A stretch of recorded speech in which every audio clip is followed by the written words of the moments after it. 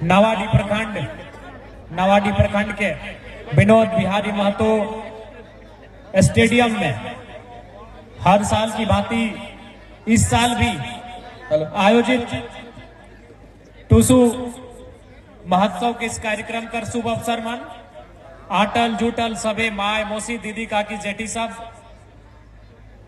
जितना काका जेठा सब दादा सब दीदी सब सभी के साथ ही साथ हमनी के संगठन के जितना भी साथी मीडिया बंधु नावाडी थाना के जितना भी पुलिस के सिपाही कर्मी और आसपास के जितना जाना लिहाज सभी के टूसू जोहार रहते हैं।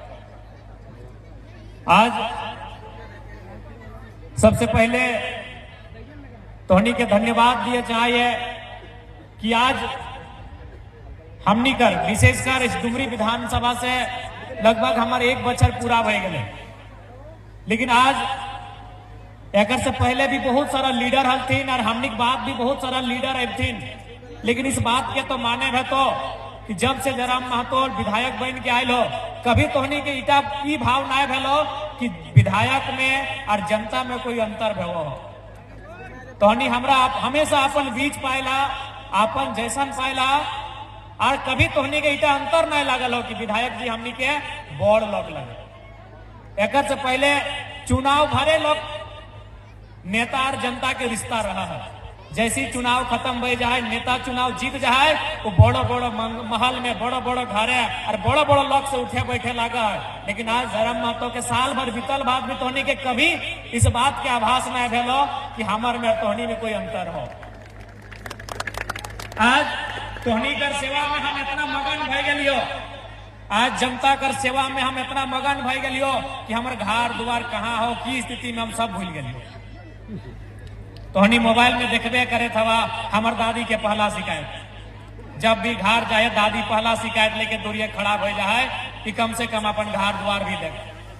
और हम हर बार है बतिया बोलत रहिए कि अगर हम पढ़ लिख के बीडीओ सीओ बनतलियो, यदि हम पढ़ लिख के मास्टर डॉक्टर वकील बनतलियो तो हम घरवा के बारे पहले सोचतलियो, लेकिन हमरा जनता चुनले हो, एकनी उम्मीद से हमरा चुनले हो, एकनी भूखे प्यासे गर्मी बरसात सह के हमरा विधायक बनवल हो, तो सबसे पहले जनता हमार खातिर हो।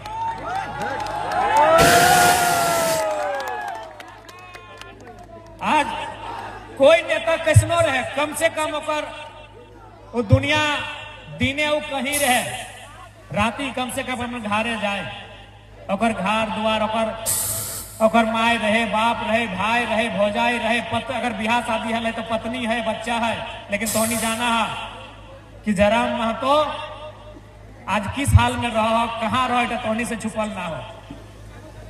तो इसलिए तोहनी जी आशीर्वाद के साथ विधायक चुने के काम करल है, ओकर जीवन भर हमनी ऋणी रहबे। इस जीवन ये उम्र हमनी बहुत कम पड़ जाता है तो हमनी का ऋण चुकवे में वो ऋण कभी चुकवे ना पारबे। आज इटा आवाज ना करा उतना चूंकि समय काम है, हमनी के एगो साथी कर घाटशिला में तनी घटना घटल है तो हमनी के वहां यहीं से जाना है, इसलिए समय के अभाव है, ज्यादा समय ना लेबो। तो चूंकि अब थोड़ा सा टूसू पर्व के अवसर में सभी नायला देखा टूसू पर्व की लगे इटा हमनी सभी जाना हला, लेकिन बीच में हमनी भुलाए गला बिसर गला। सही बात लगे कि नहीं? आज पिछला 3-4 साल से खासकर जब से हमनी इस राजनीति में या आंदोलन के माध्यम से ले हो 3-4 साल में 2-2.5 साल में जिस प्रकार से टूसू के बारे जाने लगला इटा हमनी के प्राचीन त्योहार लगे, लेकिन ये बात भी सच्चाई हलो कि बीचे हमनी बिसर गला बीचे हमनी भुलाए गला। तो एक तरह से हमनी अपन पर्व त्योहार अपन परंपरा अपन संस्कृति के फिर से याद कर रहा। और टूसू इस खातिर महत्वपूर्ण हो कि टूसू एक धान आधारित पर्व लगे। धान के मतलब की लगे आज नावाडी प्रखंड के अगर हमनी बात करबे तो गोटे नावाडी प्रखंड चासा प्रखंड लगे। चासा मने खेती बाड़ी करे वाला और चास की लगे चास यानी आत्मनिर्भर ककरो पर जे मोहताज ना रहे चासा लगे। चासा ककरो पर निर्भर ना रहे, जे खेती बाड़ी के काम करे वो ककरो पर निर्भर ना रहे, तो से काम लगे चास और से काम लगे खेती बाड़ी। तो इसलिए टूसू पर्व के केवल हमनी के गीत संगीत या मेला के माध्यम से याद नहीं करना हो, हमनी किस बात के जानना हो कि टूसू पर्व के माने की लगे। इटा धाने के परब लगे। और याद रखिया, जब तक हमनी के धान धूरा भरल रह तो हमनी के ककरो यहाँ मांगे छाने की जरूरत नहीं पड़ती। लेकिन आज हमनी अपन परंपरा अपन संस्कृति के बिसरे लगला तो आज परिणाम भी सामने हो। सीआई साहब, परिणाम भी आज सामने है। आज हमने जैसे जैसे अपन परंपरा भूले लगला परिणाम सामने ना हो बतुआ। आज हमें अपन 1 साल के अनुभव बतुआइयो। आज हम बहुत गांव के लिए नो डाउट हम विधायक लगिए तो लोग अपेक्षा हमारे से रखते है कि विधायक जी काम हवे चाहे की काम हवे चाहे न देख ले। आज 25 साल से यहाँ पानी की व्यवस्था ना है, 25 साल से यहाँ सड़क ना है। तो हम तखन हम याद कर रहे टुसु पर्व के माने के कि हमने बाप दादा कितना आत्मनिर्भर है। देख आज नो डाउट हम विधायक लगी, हम सरकार के हिस्सा लगिए, सरकार के अंग लगिए तो तोहनी की आवाज के वहां तक लेके जाना हमारा कर्तव्य है। लेकिन साथ ही साथ इस बात के भी बताना हमारा कर्तव्य है कि हमनी के बाप दादा एक समय बड़ा बड़ा बांध काट दे काटल थी कि नहीं। उगलक नाम रहा बाबा के बांध, बूढ़ा बांध से नाम दे बड़ा बड़ा इटनिया जितना बड़ा इतना बड़ा बांध हमने काट दिया। लेकिन आज हमने अपन परंपरा के केवल नहीं भूलल, अपन शक्ति के भी भूल गला। आज हमने एगो डोभा खातिर सरकार के निर्भर हो जाए। ठीक है, सरकार के काम लगे डोभा बनता है, लेकिन याद करके देखा ऐसा ऐसा बांध हमने कितना कोड़ के रख दे। तो टुसु परब केवल परब नहीं लगे, थोड़ा समझे आपको कि हमने की असलियत की लगे। सरकार के तो काम वो करबे करता है, विधायक सांसद के काम वो करबे करता है, लेकिन जनता खासकर हमने चार्ज करे वाला लोग इतना बलशाली हलिए कि हमने बड़ा बड़ा बांध तोड़ के रख दिए। और दुनिया में कृषि एगो ऐसा साधन लगे, खेती एगो ऐसा साधन लगे जो हमने सदैव आत्मनिर्भर बन के रहे। आज हमनी के कोनो काम में हुआ तो फर्स्ट विधायक जी कहीं हमनी के लोग 5,000 10,000 में लोग के फैक्ट्री में खटना मंजूर कर, लेकिन अपन खेती बाड़ी से धीरे धीरे नाता टूट रहा। इसलिए टुसु पर्व लगे कि तोरा खेती बाड़ी के महत्व के जानना हो। आज तोनिए कहा आज से 15-20 साल पहले विशेषकर जितना माए मौसी सब याद करा हमनी घर कोई अगर मांगे आवाला तो हमने सुपे भर के दे लिए, सुपे भर के दे लिए कि नहीं। अगर चार अगर घरे नहीं रहा तो सब्जी दे लिए, अरे सब्जी भी नहीं रहा तो कोठा ऊपर हमने के आलू प्याज रहा आलू प्याज दे लिए, लेकिन केकरो खाली जाए नहीं दे लिए। और देखा समय आज कितना बदल गया कि हमने 4 किलो के 4 किलो कोटा में 4 पैक खाते 4 घंटा लाइन लग जाए। समय कहाँ बदल गया सोचे की जरूरत हो कि नहीं कि गलत बोल रही हो माए मौसी साहब। तो 15-20 साल पहले याद करा दुआरी कोई मांगे छांदे आवा वाला सुपे दहला लग के। सुपेक माने की लगाए, सुपेक माने हटे लगाए कि मांगे वाला के भी कभी घटे ना और बांटे वाला कभी कभी नहीं घटे। हमने उस परंपरा के जिये वाला लोग लग लिए। हमने के वो परंपरा है इतना गौरवशाली परंपरा है कि हमारे द्वार लोग आवा है तो निराश है के ना जा है। और आज हम 4 किलो के 4 चाय कोटा में लाइन लग गई 4 घंटा कहे न। हमने अपन हाथ से अपन नुकसान कर रहा है, अपन परंपरा के, अपन सभ्यता के, अपन संस्कृति से हमने अनभिज्ञ भय रहा है, और से हमने धीरे धीरे दूर भाग रहा है। आज ओकरे परिणाम लगे। इसलिए आज भी हमने हटे का वो दुनिया में कितना भी बदलाव कहे ना भवे, दुनिया में कितना भी बदलाव कहे ना भवे, हमने कितना भी आधुनिक कहे ना भे जाए, खेती बाड़ी से कहीं नाता टूटे नहीं चाहिए।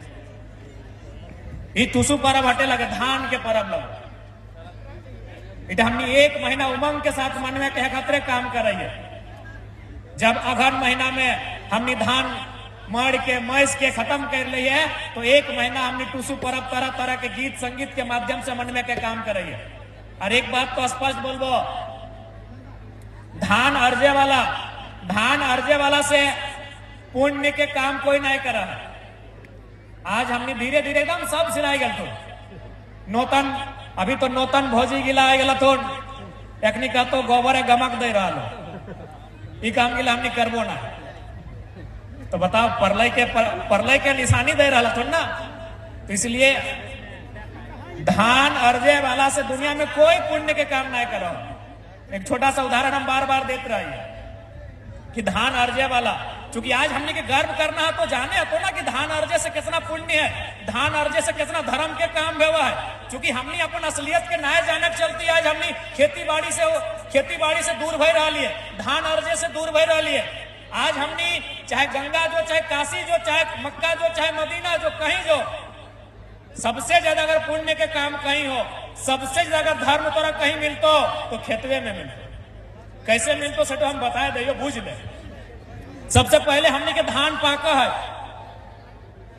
सबसे पहले जब हमने के धान पाका है तो धान खाए के काम क्या करा है, कभी देख ले? हाँ, सबसे पहले खेत में जब भी धान पाका है, बलिए एकदम हरदियाल भेजा है, सबसे पहले मुसमे खा है।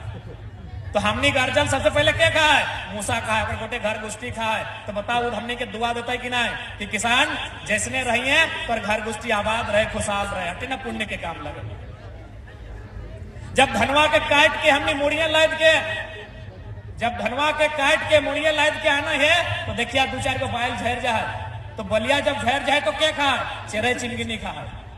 तो बताओ चेरे चिनगिनी के पेट भर लेकिन है? संसार में जितना चेरे चिनगिनी है ओकर पेट भरे के काम हमने कर लिए। बताओ ओकर से ज्यादा धर्म और पुण्य कहाँ मिलते? ओकर बाद ओकरा हमने खरैया में रखा है। जब खरैया में रखा है तो जैसी तक बात खरैया में रखबा धान के तो देखिए पिपरी चीटी खोटा निकल तो खरियान से ओहो खाए के काम करा है। यानी जब खेत में रहा है तो मुसमे खेला, जब बलिया गिर गए तो चेरे चिनगिनी खेला, और जब खरियानवा में लाइन के रख लिए तो चीटी खोटा फोटे खेले। और बाद हमने की कर लिए? मारा घोड़े लिए। तो जब मारा घोड़े लिए तो की भले एक तरफ मारा घोड़ लिए तो की भले एक तरफ धानवा अलग भई गए, एक तरफ पवार अलग भई गए। तो पवार की हमने खेलिए, गाड़ा गोरू के खिए, काड़ा के खिए, महिषिया के खिए, गैया के खिए। बताओ ककर भेंट पै रहा।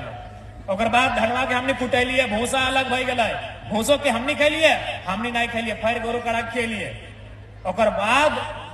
ओकर बाद हमने ओकरा लेके गला चूल्हा तक। लेकिन ओकर से पहले हमने की करला? ओकर से पहले की करला? ओकरा पछरला। एक तरफ खुदी चार अलग भई गए तो खुदी चार हमने खेलिए, मुर्गी चेंगनी में खेला। खुदी चारवा हमने नहीं खेलिए, मुर्गी चेंगनी में खेलिए। ओकर बाद औधम दिए के काम करला, और जब औधम दिए के काम करला तो भात अलग भई गए, माड़ अलग भई गए। माड़ ककड़ा खियला? छगरिया के, पठरुआ के। ओकर बाद खाना खाए ले बैठला, और जब खाना खाए ले बैठला तो कुछ संखड़ी बाँच गए, जूठा भई गए, ना खाए ले पारला। तब जाके कुल्हिया निकल के बड़ा कुकरा के डाकला के लिए अब तो पेट भर ले। पता एक से पुण्य कहीं मिलतो? कितनो तीर्थ कर ले, खेत में हलो तो मूसा के पेट भर लो, बलियन गिरलो तो चेरे चिनगिनी के पेट भर लो, खरियाना में इनके डिंगल हाथ तो तोर जाके पिपरी खोटा के पेट भर लो, माड़ा दिला तो गोरू काड़ा के पेट भर लो कि नहीं?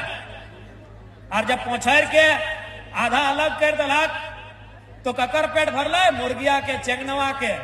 और जब ओकर मड़वा अलग भई गए तो छगरिया के, पठरुआ के, और लास्टे जूठा भगवा कुकरा के नसीब गए। सोचा हमनी के अर्जल धान कहाँ कहाँ तक पहुंचा है, और सिस्टम से पहुंचा है।